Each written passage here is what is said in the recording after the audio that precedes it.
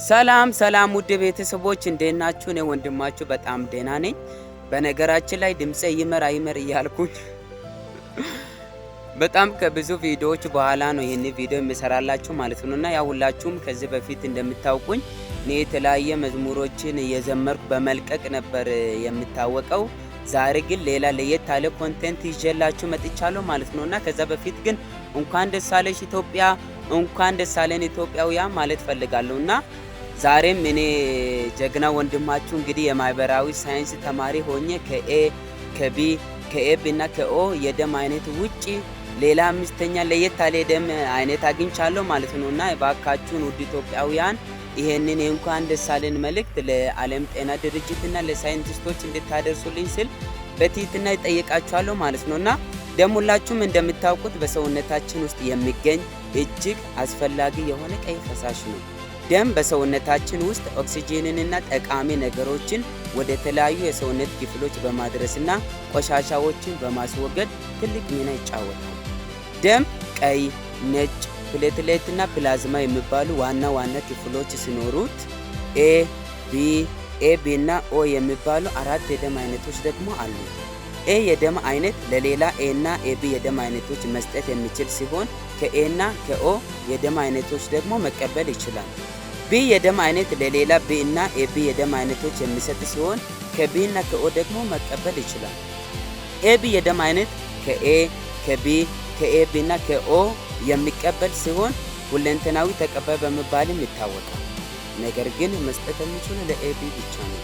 ኦ የደም አይነት ለሁሉም የደም አይነቶች የሚሰጥ ሲሆን ሁለንተናዊ ሰጪ ተብሎም ይጠራል።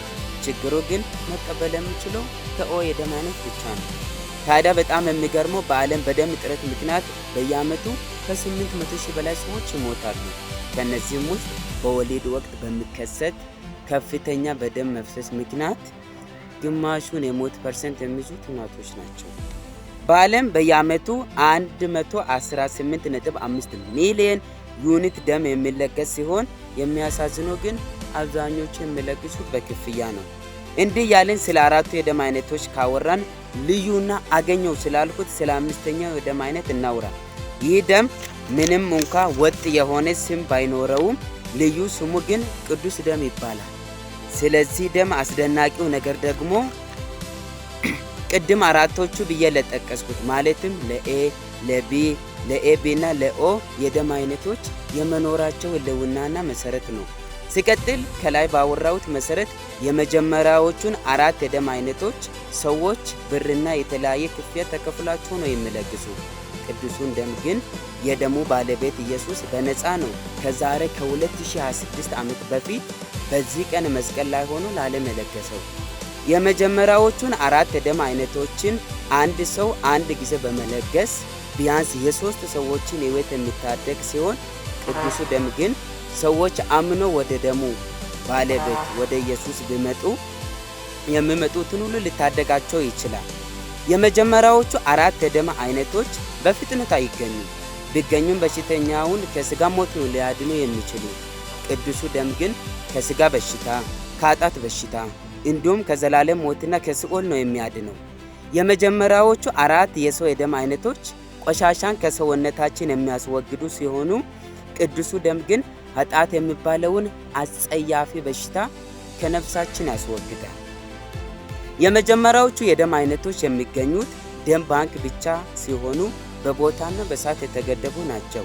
ቅዱሱ ደም ግን ምንም ምንጩ የመስቀሉ ስር ቢሆንም የሚፈልግ ማንም ሰው ቢኖር ባለበት ቦታ ሆኖ ማግኘት ይችላል።